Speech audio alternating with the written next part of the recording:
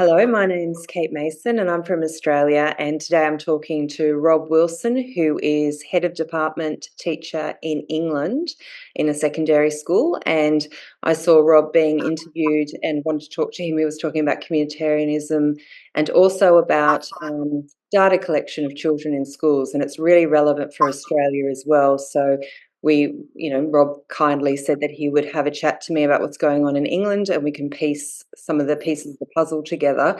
So we're going to cover a couple of things. We're going to cover the United Nations Sustainable Development Goal number 4, which is quality education, to see what that really entails and what Rob's seeing on the ground in the schools and how that's being rolled out. We're going to touch on social impact bonds, and we're going to also touch on communitarianism and the model of communitarianism. So thanks for taking the time to talk to me, Rob. No problem. Thank you for having me on. So if we start with the SDG 4, and in particular we were going to talk about, which one was it? SDG number 4.7. Yes. So obviously, just before we start, on discussing this sort of topic, I actually find when you bring up Agenda 2030, most people don't even know about it. Our government, my UK government, we signed up to it. I think it dates back to the Rio summit in '92 when it was known as Agenda 21. So who was our Prime Minister then? John Major signed up to it for the UK, and I had a quick look, and I think you had Paul Keating did exactly the same thing for Australia. So, and that Agenda 21 became Agenda 2030. Yeah, most policies that we encounter, I think, come from this Agenda 2030. We can trace them all back. And obviously today we're talking about education. So number 4 is quality education. There's lots of, when you talk about Agenda 2030 to other people, I find that it's mixed in with lots of stuff that most ordinary people would agree to. Why wouldn't you? I mean, it talks about eliminating or literacy across the globe. There's other things there, gender equality. So it's mixed in with things that no normal person wouldn't be against. So the language is quite subversive.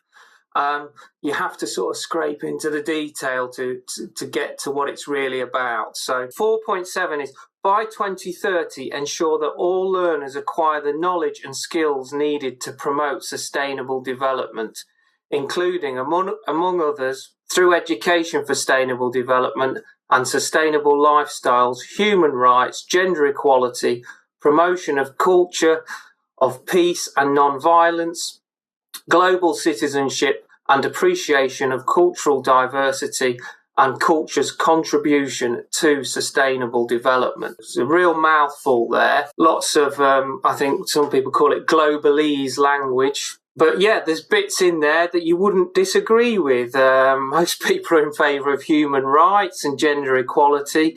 But I think the key words to focus in on there are obviously sustainable development itself. What does that actually mean? And global citizenship. And one of the key things where it links with communitarianism is one of the core tenets of it is that rights come with responsibilities. So you have to earn your rights, which has flipped it on its head to what it should be. I mean, human rights should be inalienable. They should be there. So that's a key part. And again, I don't know about Australian schools, but in UK schools, you can go to any school website. You click on their tab for their ethos of the school or the values of the school. You will find global citizenship in there, or students becoming global citizens. So that's writ large, and that's only been there about in the last 10 years. So when you ask people where's that come from, they usually can't tell you, but it's clearly can be traced back to the documents that disseminate from Sustainable Development Goal 4. So, yeah. Yeah, and then they have the United Nations had our common agenda, which came out in 2021, which it Yes. talks about this needing to be a global citizen, needing to, a social contract. That's what they say. You have a social contract Yes. to be a good citizen of the world. And this is where it's alarming because, as you've said, the Sustainable Development Goals, or 17 of them, are zero hunger. They all sound really good on the surface, but when you actually look at the partners and who's partnering with to create, to bring in these sustainable development goals and who's taking the lead, like for zero hunger, you've got, for example, the United Nations Food and Agricultural Organization partnering with CropLife to transform our food systems, and CropLife is Bayer Monsanto, etc. Yes.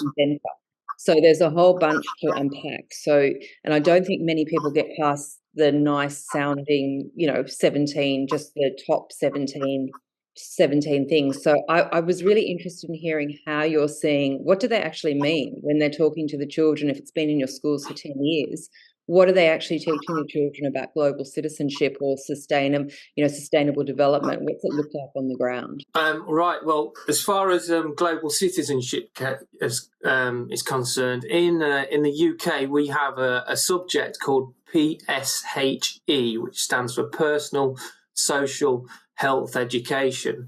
Personal Social Health Economics Education. And they've used that as the vehicle to bring it in. So within PSHE, we used to teach British values.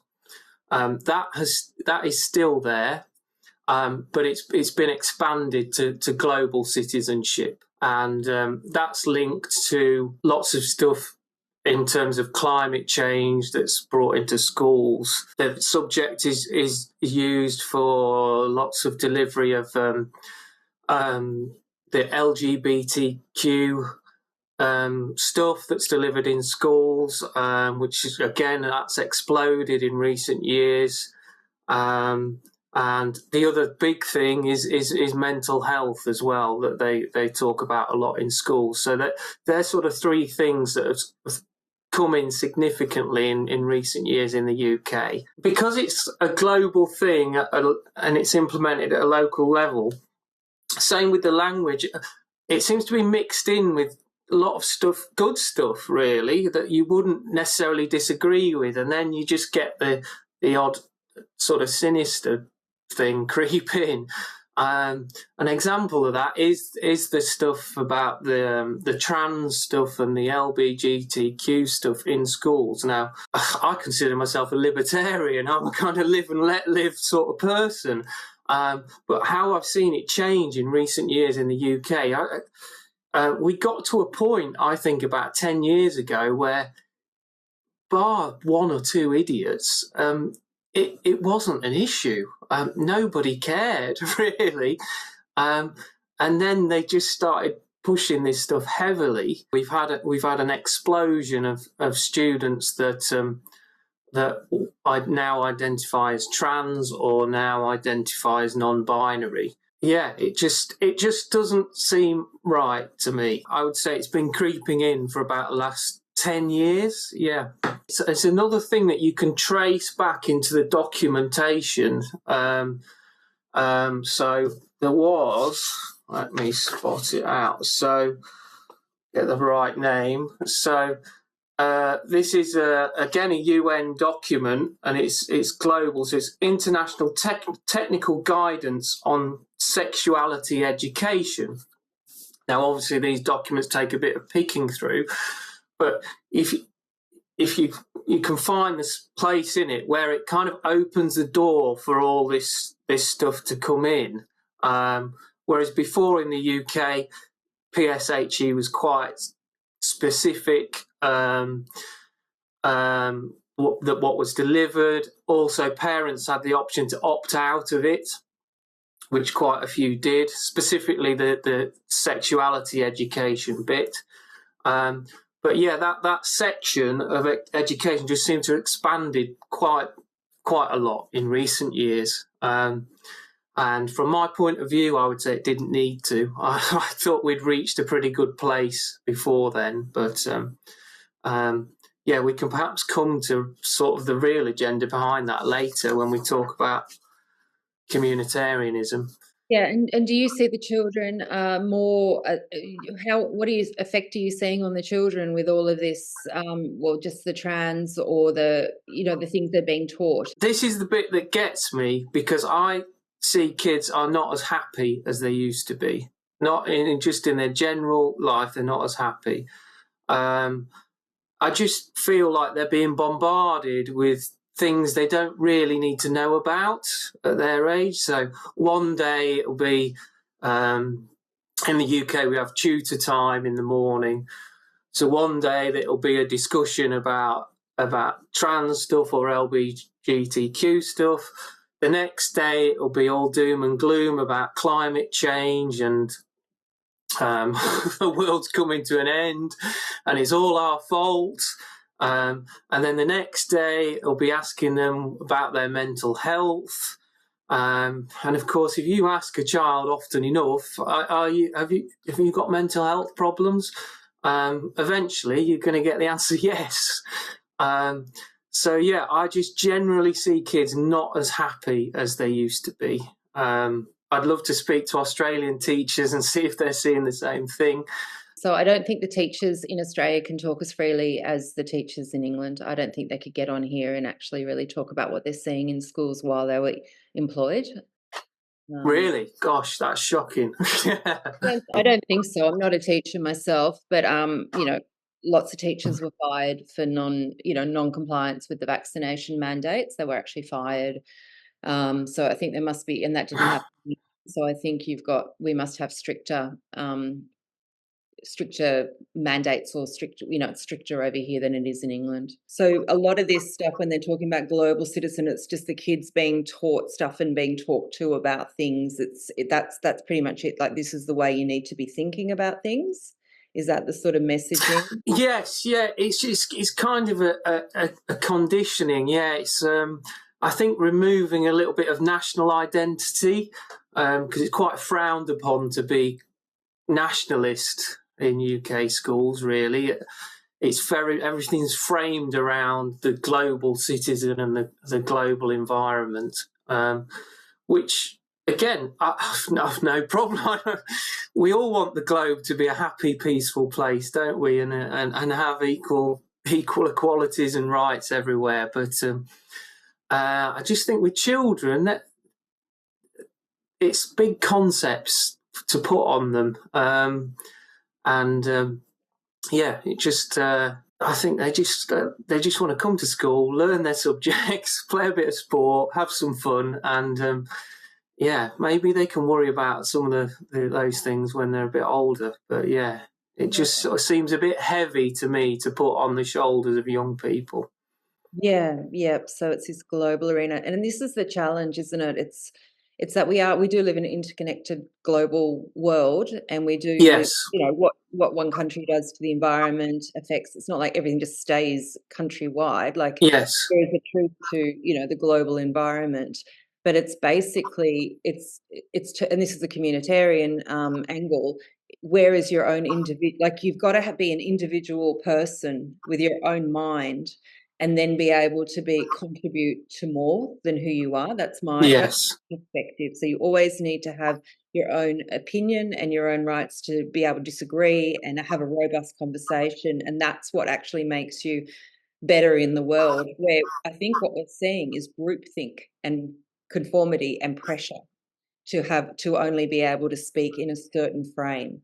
And if you move out of that frame, have you seen kids trying to move out of that frame, or just say, I don't agree with this, or chat? Like, what happens if a child walked in and actually said, I don't agree with the way this climate change narrative is, or I have a different thought on this or that? Do children ever say anything?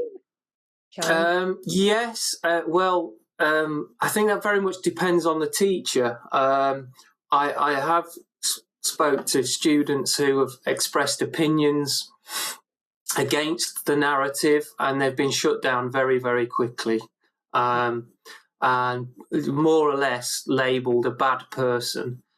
Now, in my subjects, I teach technology, design and technology, so sustainable development does come up.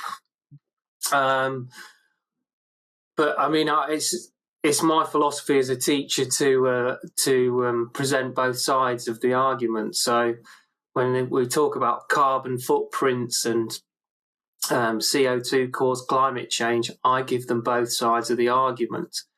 Now, I know when they touch upon it in geography, they don't get both sides of the argument. It's the science is settled, and again, it's another thing that if you question it, you're put down as a bad person. So I think a lot of students just keep quiet.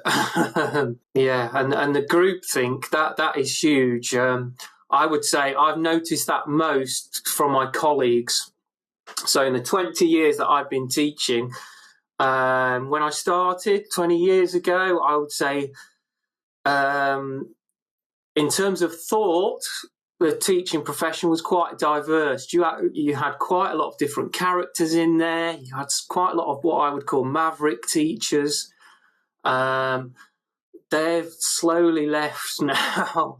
It's a very, very narrow train of thought that seems to be in education now. And if you want to progress into the higher levels of education through leadership, you have to be on board with all that. And if you question it, you don't progress, as I found out. But I think it's the right thing to do to question it, which is why I'm doing it, why I'm here now. So I can imagine that. So the teachers that were really thinking differently have sort of just left the field over time. And you've talked about this, is what I was hearing in the interview I heard was with Mark Windows. You were talking about how it's become, which I think is different in Australia. We don't have that, where it's become overseen by some sort of board, or I don't think board's the right word, but your schools have become really centralised into a particular system over there, which is different. Yes. Yeah, and I think this will link into the communitarianism bit we'll get to, because I think it's a system that can impose its agenda in different countries in different ways, but kind of reach the same outcomes. So in the UK, in the late 90s, Tony Blair introduced the academies bill. So schools started being renamed as academies. They were allowed to collectivise. So schools could group together and work together. So again, initially, the thought process behind it was sensible. Schools can share resources, share skills. But what happened over time is the schools just got bigger and bigger, more schools collectivised together. So the school I work at is about 15 schools under one umbrella. You've got some, what we call in England now, multi-academy trusts, up to 30 schools, all managed by one CEO under an umbrella. And of course, it's your classic public-private partnership, which again is classic communitarianism. It's just homogenising everything. So I've often said it's kind of ripped the soul out of education, where everything's the same. In the past, schools in different areas were a bit different. If you had a school in a rural area, it would cater for more rural students, and then obviously city schools or schools in industrial areas, they were all a bit different, catering for their local needs. Now they're all being homogenised. It's just, as I say, it's ripping the soul out of it. It is, isn't it? So there's no, if you think ecologically, there's no biodiversity. It's like a monoculture. And this is what the issue is. Yes, monoculture. It's a monoculture of a global, now it's a monoculture in the global arena, that everyone needs to have the similar message, be saying the same things, being taught the same things and the same value systems. And there's no real room for anything that's authentic. So even though, it's got meant to be equitable and inclusive, it's only inclusive to those to only a certain amount of topics and only having a perspective, the same perspective on those topics. If you do not go along with those topics and say those things, you are excluded and othered. Absolutely, yes. Yeah. And COVID highlighted that big time. Really, really did. So this is the thing that we're all grappling with, people that were concerned, really concerned about the government measures during COVID and what happened to people that had a different opinion or wanted to ask a few questions or wanted to have some nuance. You very much saw, the machinery of, this tyrannical, cold, hard system, basically. You don't get on if you get on the wrong side of it, you feel it. Yes, yeah, absolutely, yeah. And that's the global, I think that is basically, if you just, rip it all away, that is actually what this is all bringing in, this global citizenship. It's an absolute dictatorship of what you can think and feel and have your own individual sense of life. And I think it's stripping away any genuine autonomy in human beings. I think it's sort of dumbing down a bit as well. So when you create such a narrow band of thought, it just stifles any critical thinking, and it's so obvious now in the classroom. The dumbing down. Again, I'd love to speak to an Australian teacher who's been around as long as I have, 20 years, just to compare. It's so obvious. I mean, we've got average reading ages are falling in the UK. Our exam system, I would say, has morphed over recent years, where they've incrementally lowered the grade boundaries so that it looks like results are going up, but actually, when you pick through it, they're not. And also in our exams, they've kind of stripped out all of the abstract critical thinking questions in favour of questions that are just reciting facts, incorrect facts as well in some cases. Can I read you a quote from UNESCO? So this comes from it's UNESCO's education toolkit.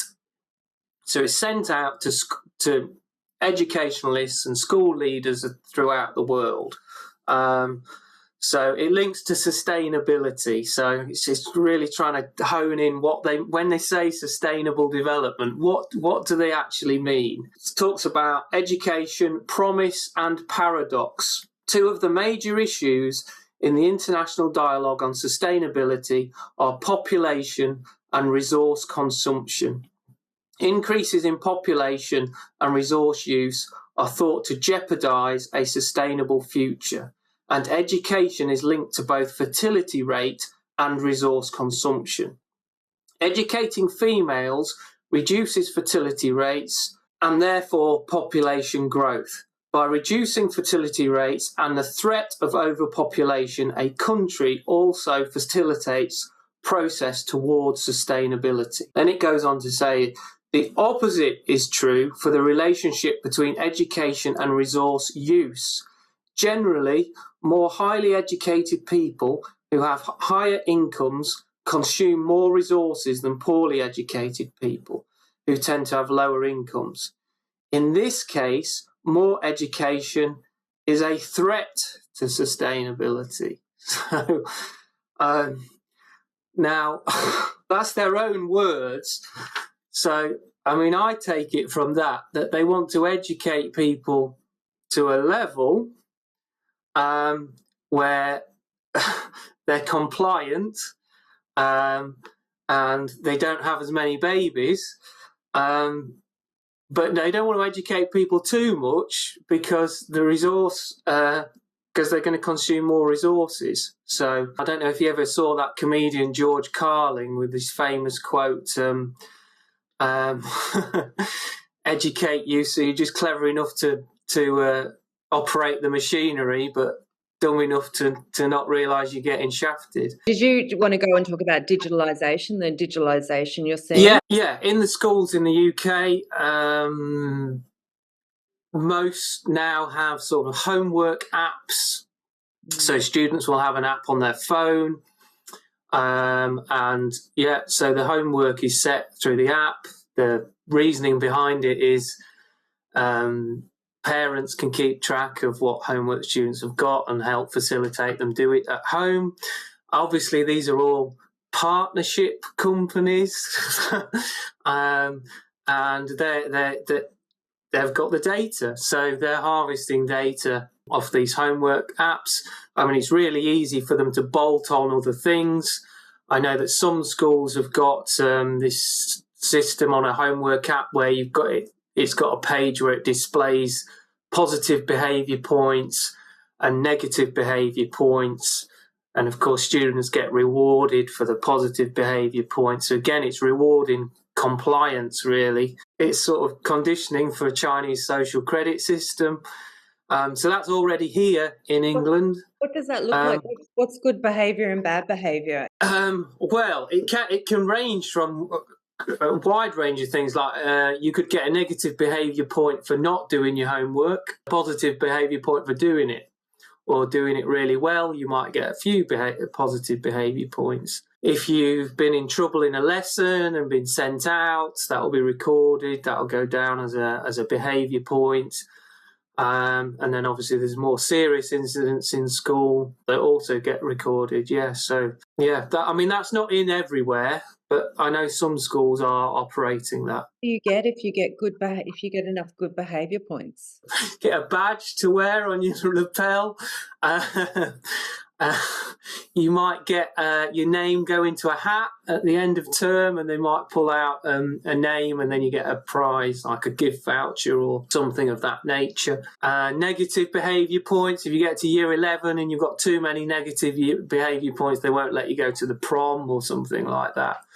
Yeah. Or if you're in a sports team, you might be not allowed to play for that team. If this is the more serious stuff, but that's how it's operated, yeah. Yeah, and does this stay with a child after they leave school? I'm glad you've said that, because this is the bit that gets me, and this is why I really dislike this system, because it's data, it's being recorded, isn't it? It does stay with them. So I think back to my school days. I mean, we've all been young people. We've all stepped out of line.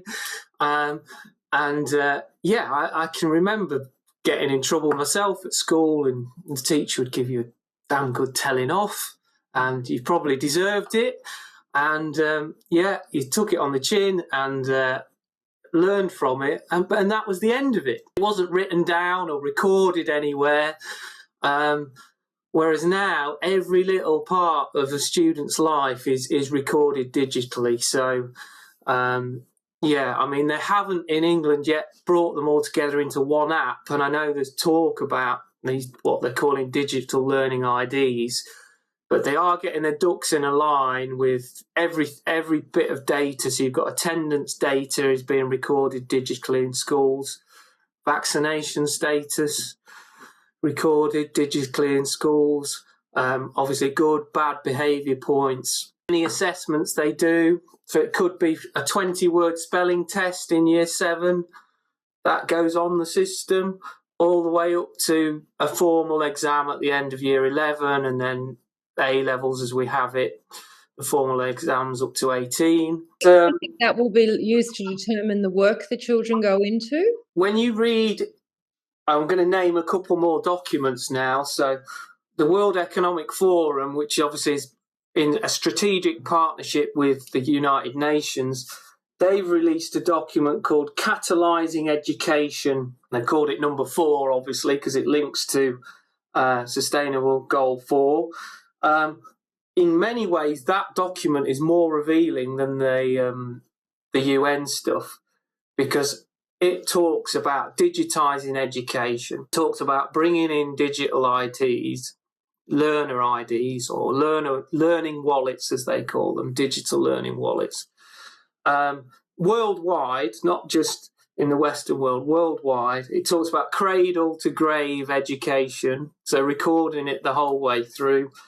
And it also talks about AI-tailored learning. They want to, how they'll use it, I don't know, because I think you know more about this than me, and with the blockchain element of it. They talk about tokenizing education as well, which is terrifying, to be honest. So you can see they're all sort of bringing this together. And this is the communitarian element of it. So it's all about partnerships. So you've got the strategic partnership with the WEF and the UN. Another partner of the WEF is Tony Blair's Institute for Global Change, which is obviously based in the UK, but obviously global. They are a think tank pushing digital IDs big time in the UK. Tony Blair is pushing that in a big way, and obviously he's very influential on the Labour Party. They're probably going to come to power in the next few months in the UK. All the think tanks that surround education seem to get their cues from this. So another big one in the UK is the Education Endowment Foundation. It's got a whole digital strategy for school leaders.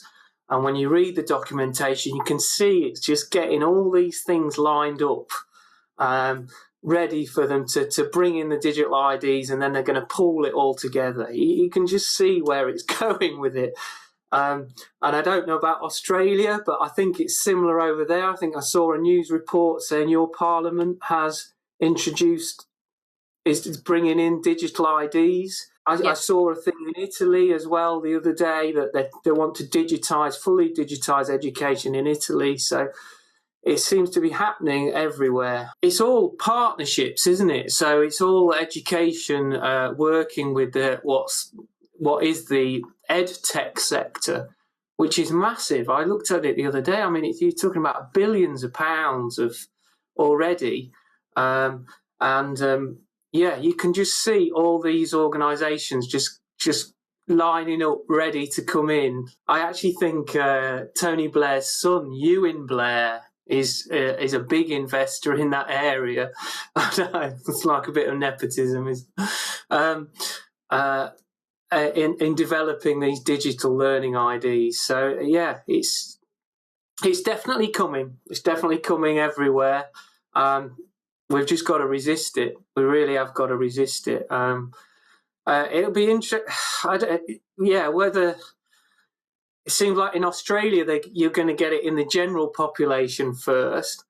I actually think they might use education to get it in the UK. So in Australia, we have social impact bonds, and you would have them in England as well, because it's a global model, and it's basically impact investing. So my background was always youth work and vulnerable children and families. So I worked with lots and lots of people.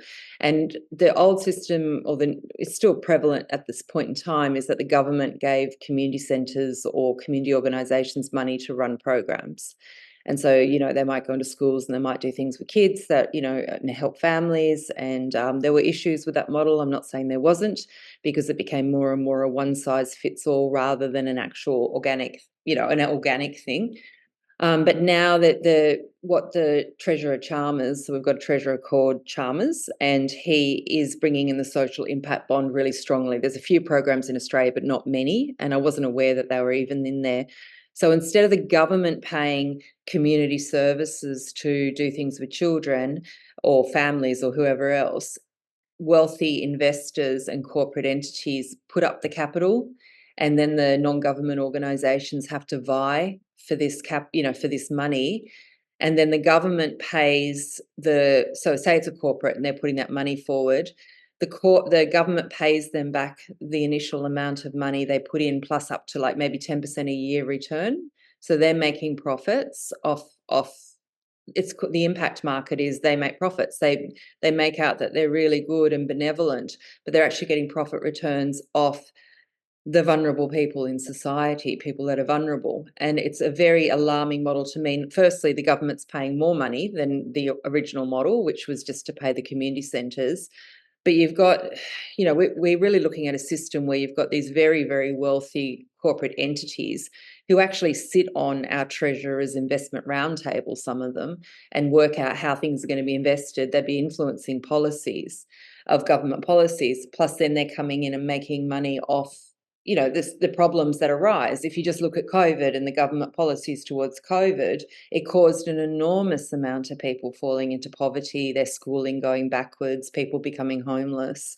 And so now there's all these markets that are being created out of those vulnerable, people becoming vulnerable. And I don't know if it's the same in England, but in Australia, people are increasingly becoming vulnerable because the cost of living skyrocketed, the rates have skyrocketed, and everything's going up extremely, intensely, and it's going to much more because of climate change modelling. So more and more people we're basically looking at a system where more and more people are going to be squeezed out, and then corporates are going to look after us and make a profit return off us. And it's really, the social impact model is so disturbing to me. And this is kind of what I wanted to say. This is why I also want to talk to you, because we have Treasurer Chalmers set up a wellbeing budget, and it's basically like they have to, what we measure matters. So it's all about data collection on everyone, and that matters. And then from there, it's this new economy idea. It's no longer about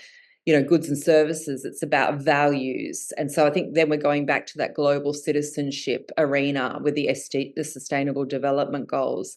And in our school system, there are so many wellbeing surveys that are being rolled out for the children through the Department of Education, like almost all the time. There's one child I knew about, and this is where it goes back to the dumbing down of the education system as well. Basically, before every class, every student had to walk in and put up their fingers from 1 to 5 to say how ready they were to learn. And if you were a number 1 or 2, you had to go and if you're 1 or 2, which means I'm not ready to learn, you have to go and stand in the hallway. If you're 3, you're allowed to go for a walk for 10 minutes or have a fit, that sort of twirly Fitbit, I don't know what it's called, something that you play around with. If you're 4 and 5, you sit in the classroom. So every single class that was happening in, so you have the teachers occupied for about 20 minutes for every class with working out the children's wellbeing, and they're not trained to do that. It's not their arena where they should be doing that.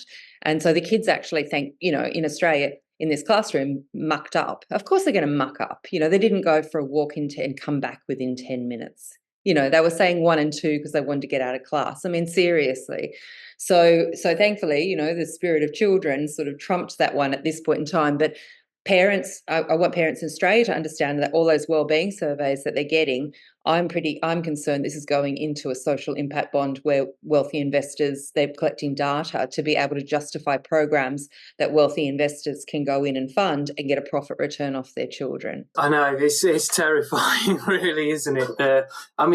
In schools, the opportunities to harvest data are just enormous. I just want to go back actually and really drill down on what sustainable development means, or what it means to them, because I think we've just touched on it.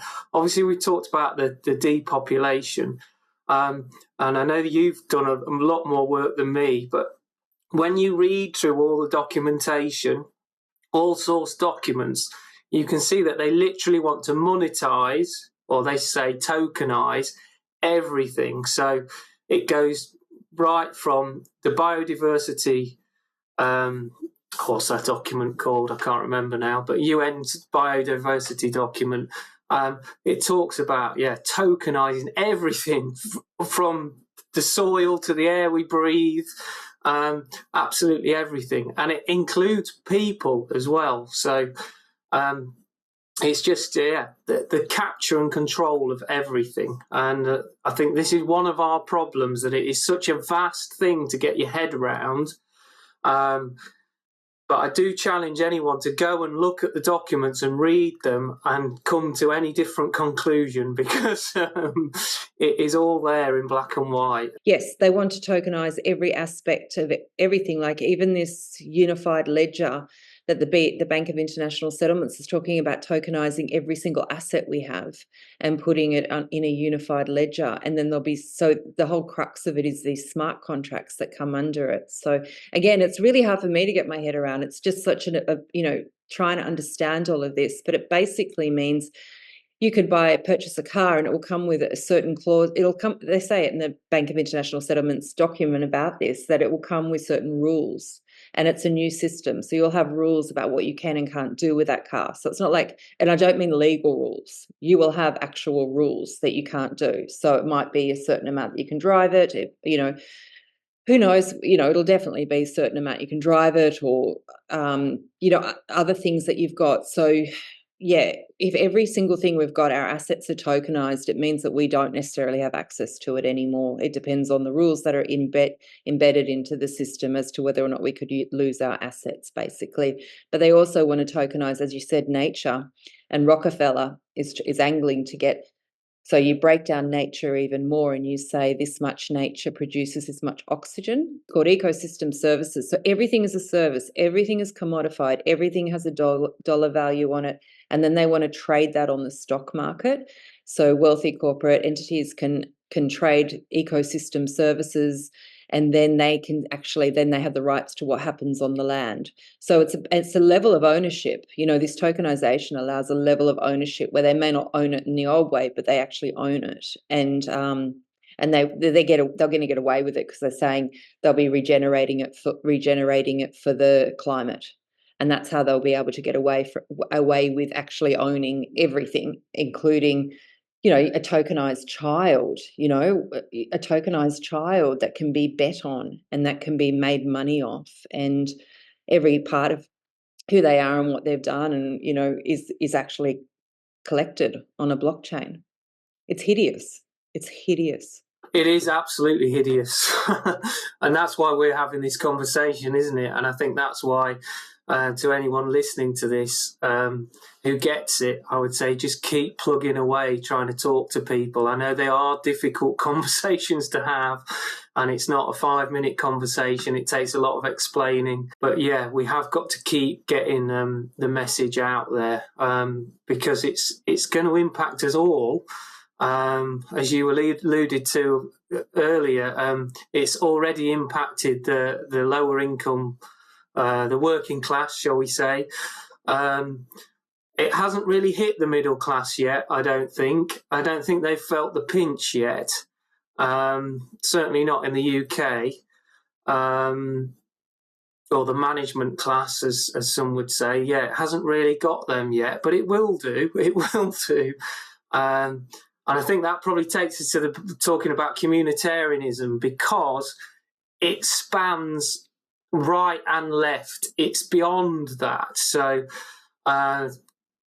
people are still trapped in the old arguments about right and left, and it's not relevant actually, because it's operating above that. It's really bizarre to me. I always considered myself to be really left leaning, but and then during COVID I found people that this came from the left, like it doesn't mean anything to me anymore, were actually really, really authoritarian. They were the really so our left, they were the authoritarian ones. Dan Andrews, Dan Andrews, or the Labor government. They were actually really frightening. And but so Liberals the same. Liberals put all of these policy. Liberal brought the digital ID. They've done a lot of the infrastructure and put things in the wind.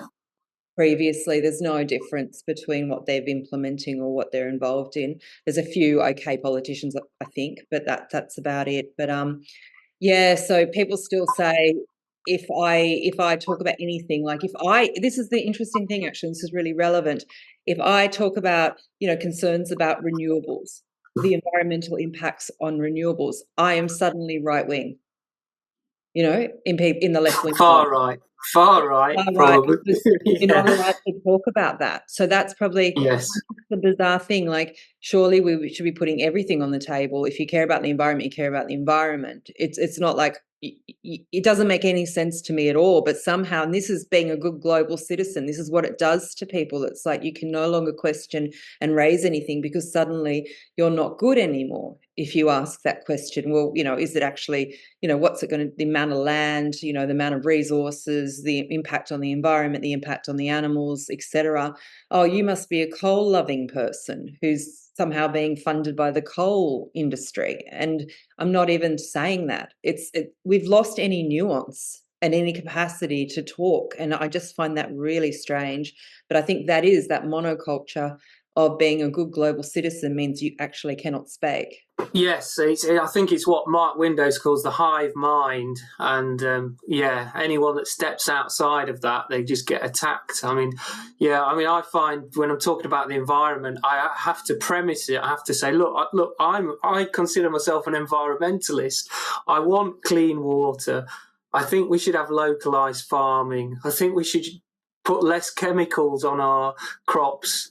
I think plastics are a major problem and need to be dealt with better. So I have to premise it with all that stuff. And then I say, but look into the carbon thing. It's not what you think it is. And you just hit a brick wall straight away. But the conditioning's been there going back years, hasn't it, on that? So it's hard, but I think you've got to keep plugging away. I think there are a few more people, I think, just starting to question things a bit more.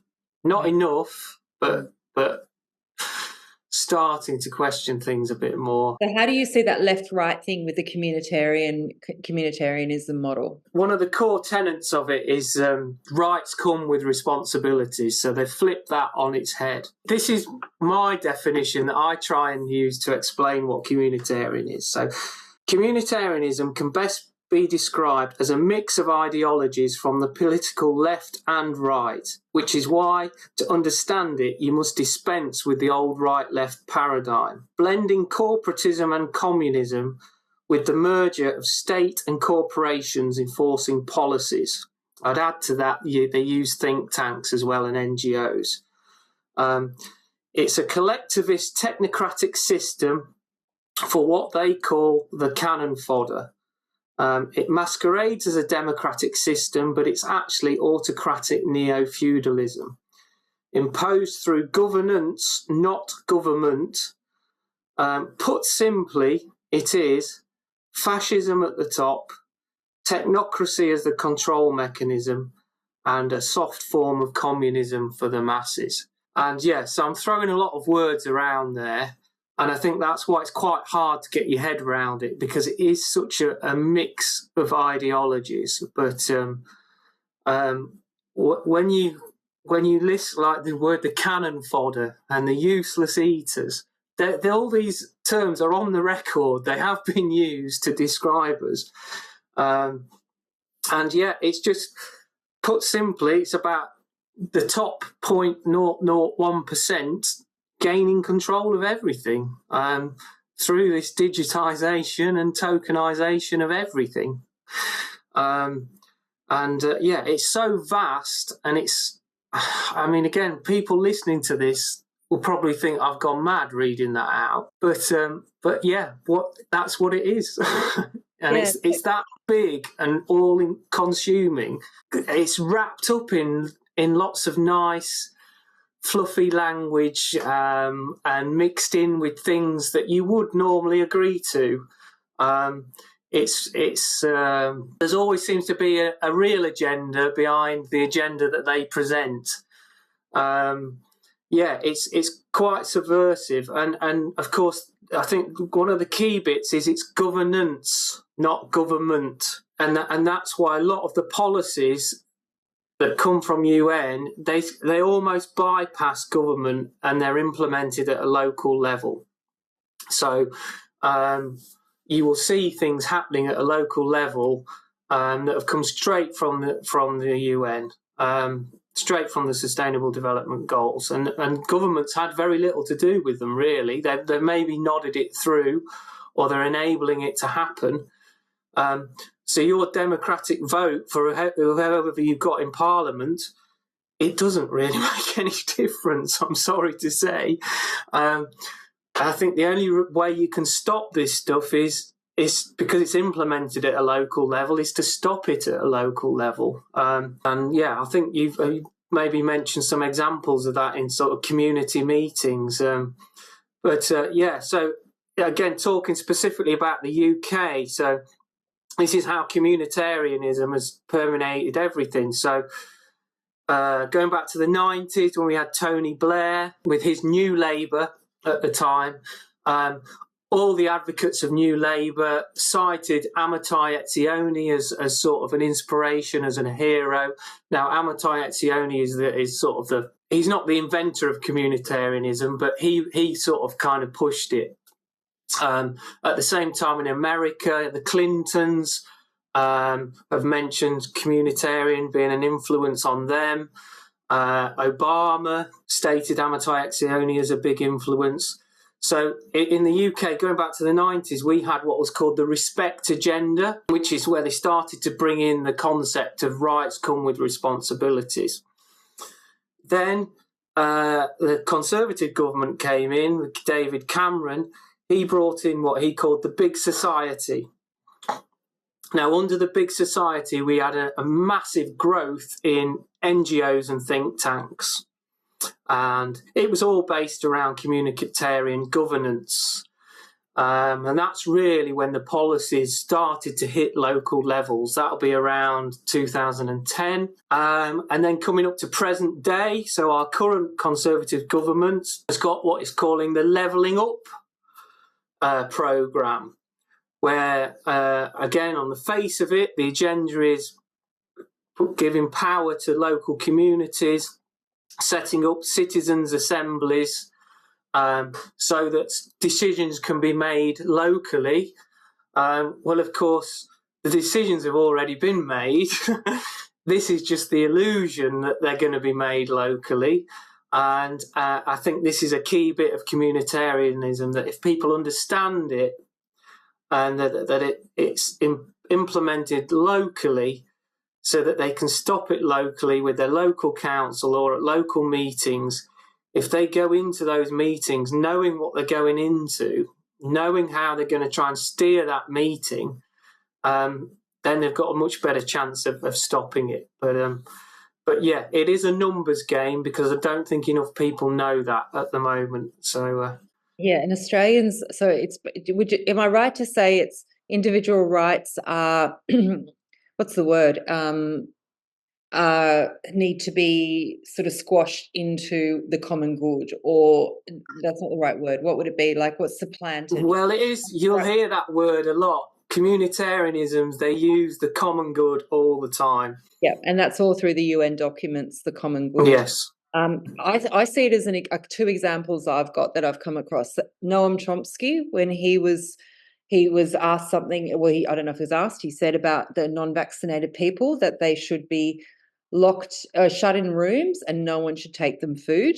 So he's basically saying if you're not vaccinated, you should starve to death. And then recently I heard him interviewed by somebody, and they asked him, you were very strong, or you said something really strongly about the vaccinated, unvaccinated. He said, I believe everyone's got a choice, but with choices comes consequences. You always have a choice. No one's going to take your choice from you, but with that consequence comes, according to his logic, comes death. You should die. That's classic communitarianism, yeah. And again, this is, I think, one of the things that has surprised me about it, because Noam Chomsky is a supposed hero of the left, isn't he? I remember his stuff on manufactured consent, which is actually relevant to a lot of stuff in communitarianism. But yeah, it surprised me that the left has just been seduced by this completely.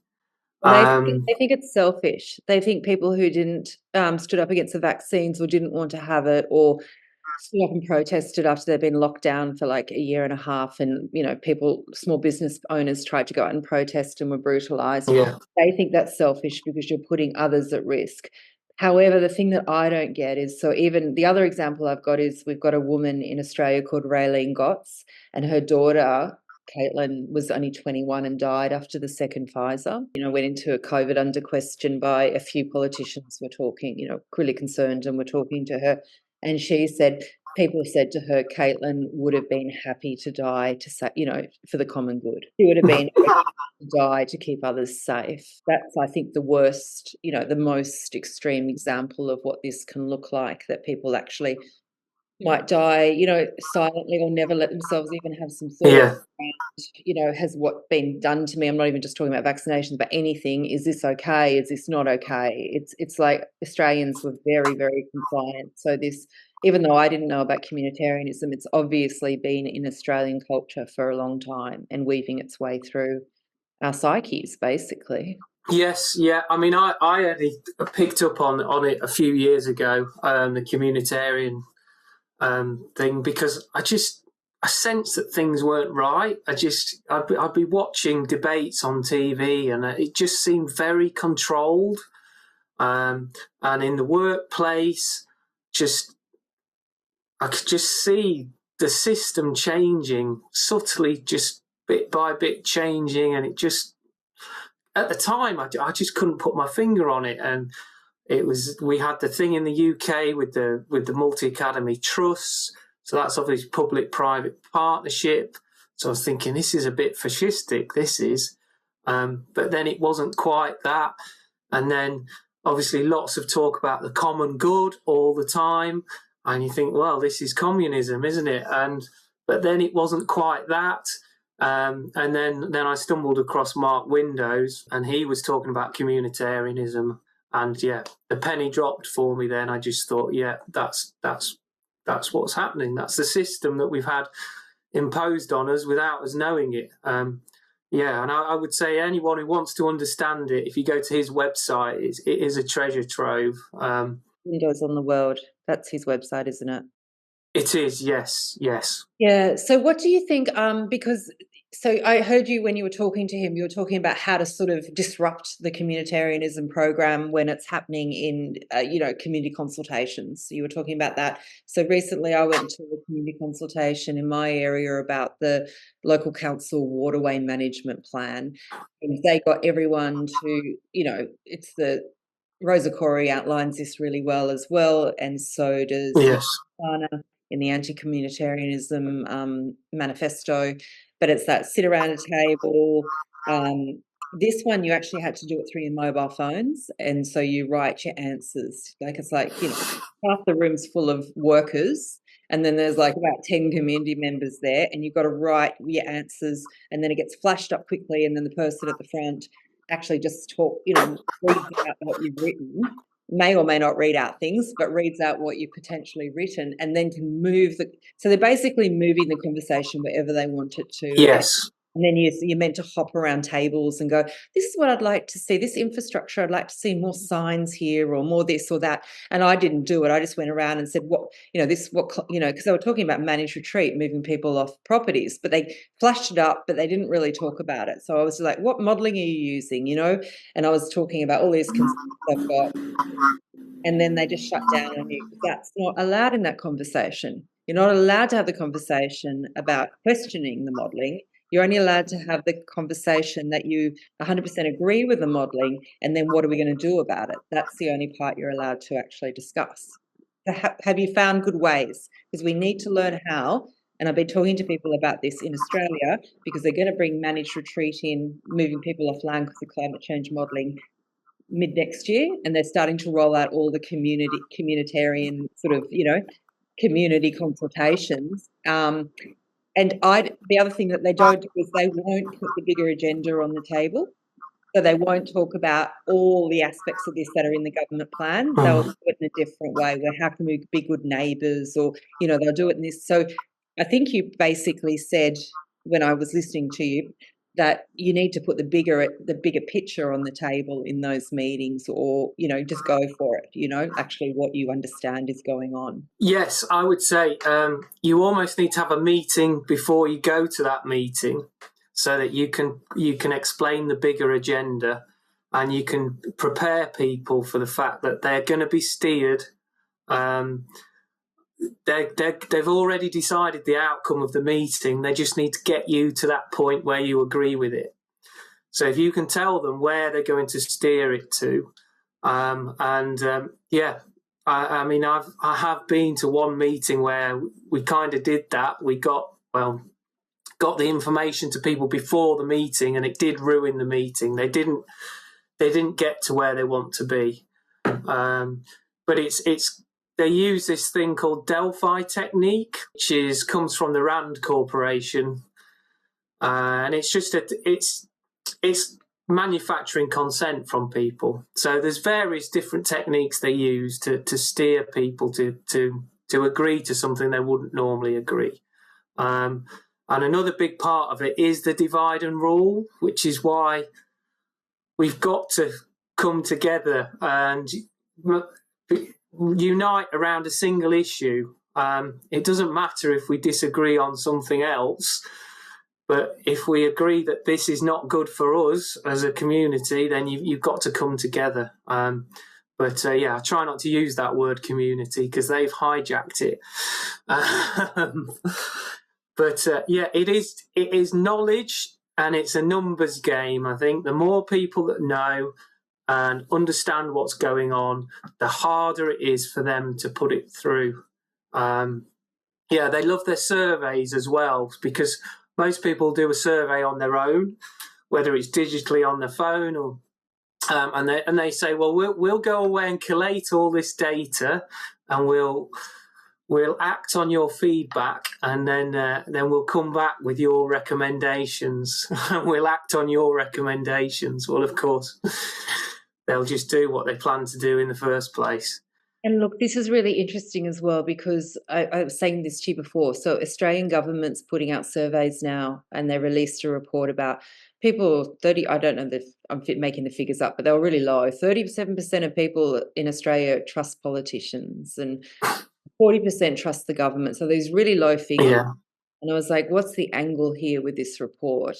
Anyway, that's all coming from the OECD, which has got a number of countries involved. So they're putting out these. It's a partnership with the OECD, and Australia's a member country. So, and that's situated in Europe. So there's a number of countries. England might be another one. You might be getting, I didn't even know about it, this paper. There's so many things that are out there, and you just don't even know they're there. So basically, when I went to look at the OECD and their democracy model, it is citizen juries, it's e-government, so it's online government. So, it's this sort of mixture of, that's more and more online surveys, or this is how you get in touch with your politicians, or all through the internet.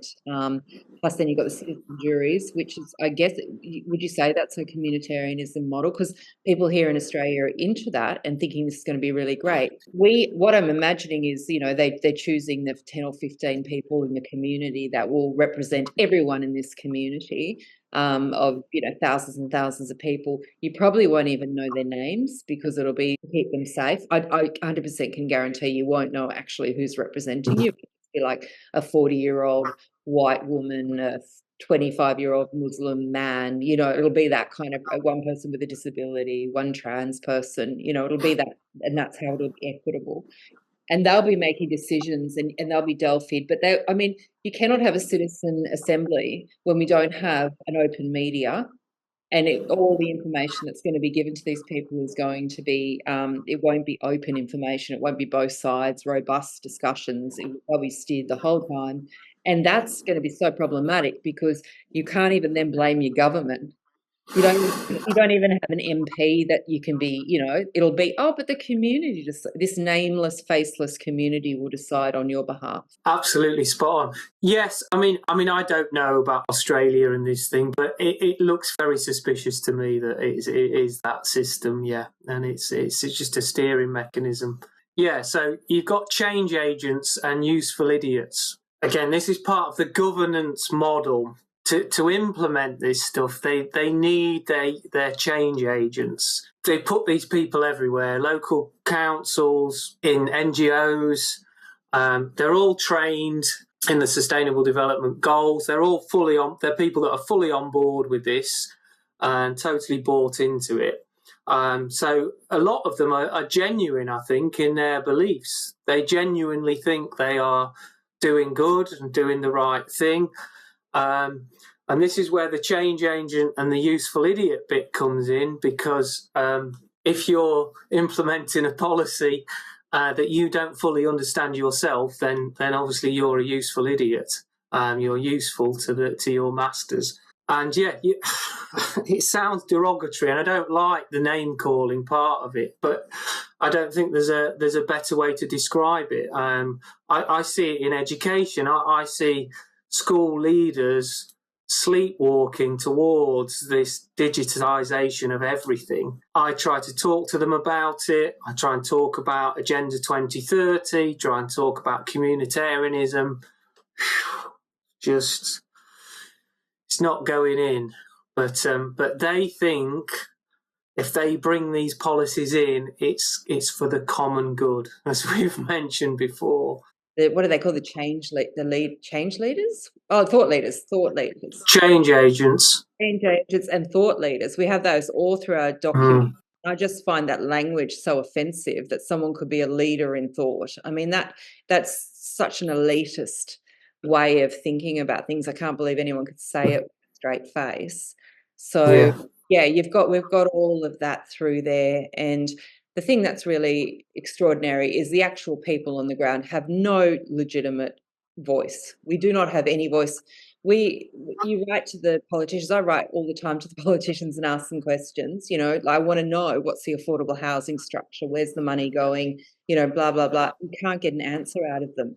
It takes months to get an answer out of even very simple questions. So even our politicians that are sitting there, and that's their job, and they should know what their own party's putting through, they can't answer my questions. So then they've got to send it off to somebody, the MP that's in charge of it. He'll take 2 months and come back to me and not answer any of my questions and just give me the standard blurb, So yeah, it's extraordinary that we just cannot actually, there's this facade of a democracy, but the people aren't allowed to know anything. And actually more and more, as you try and find things out, because of that public-private partnership, you're actually not allowed to know things, because it's the private corporations are protected through confidential, information, legal structures. So more and more, we actually can't even find out anything. No, it is getting harder, yeah. And I'm surprised that Australians aren't in an uproar about that there's all this information, the government, partners, and then they lose all this money, and because it's with a private corporation, we're not allowed to know anything. And there's no uproar. I would have assumed there would be an uproar around it. It's a terrible model, and it's so obviously corrupt. But yeah, people are just, I think what's happened now is that we're just so bombarded with so many things in the climate change narrative, and the terrible weather, and the fear that's coming in now is really, really strong in Australia around climate change. They're really starting to scare people around the weather. So I just think people just tune out. Actually, I just think people tune out. Yes. People say that, they're like, I can't know anymore. I just can't. I just need to be able to live life. And I actually get it, because it's really, if you actually do try to understand what's happening, it takes a long period of time to do that. Very difficult, very difficult. And I think when you first get into this stuff, it can be quite depressing, can't it? Because you just think, gosh, it's real. This is my worst nightmare is actually there in writing, and they're doing it. They are doing it, and they're going to try and do it. So it's quite hard to remain positive, but we'll keep trying. Well, thank you for talking to me, and please keep me in the loop, because now I've put on your radar, you put things on my radar, and I'm hoping teachers do actually listen to this and start to see some of these parallels within the Australian schools. And so I appreciate your time, and appreciate your bravery. Not easy to be in the system and talking out like this. So well done. Well, yeah, thank you. I think we're all at different stages with this. I've had my stage where I've looked at it and I've thought, oh dear, we're screwed here, aren't we? It's hard to see a way out of this. And like I say, it's so challenging to have conversations with people about it. So I've kind of gone through that bit. I've gone through the ridicule. I think I'm out the other side now. I'm quite positive in the fact that I think we will come out of it in the end. I think with some pain to go through, and a lot of battles ahead. We've got to be vigilant. But I'm confident that humanity will see right by it in the end. You've got to, haven't you? You've got to. I've got 2 young boys. I've up until now, I've had a great life. Very free, travelled, spent a lot of time in Australia, actually. I would like them to experience the freedoms that I had growing up. I think the key bit, as I mentioned earlier, is the middle classes. They haven't had to felt the pinch of this yet. And I think when they do, it will wake some of them up.